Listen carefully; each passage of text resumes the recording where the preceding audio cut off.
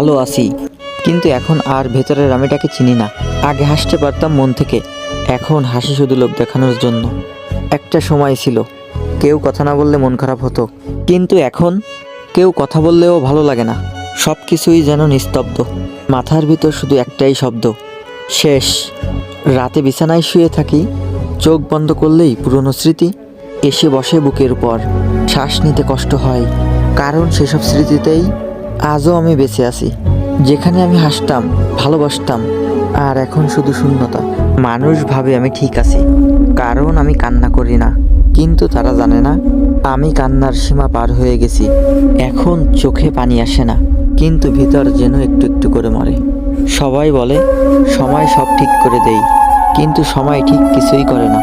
সময় শুধু কষ্টের সাথে বাঁচতে শেখায়, আর আমি এখন সেই শেখাটা পেয়ে গেছি। ভালো আছি বলার অভিনয়টা এখন আমার একমাত্র বেঁচে থাকা।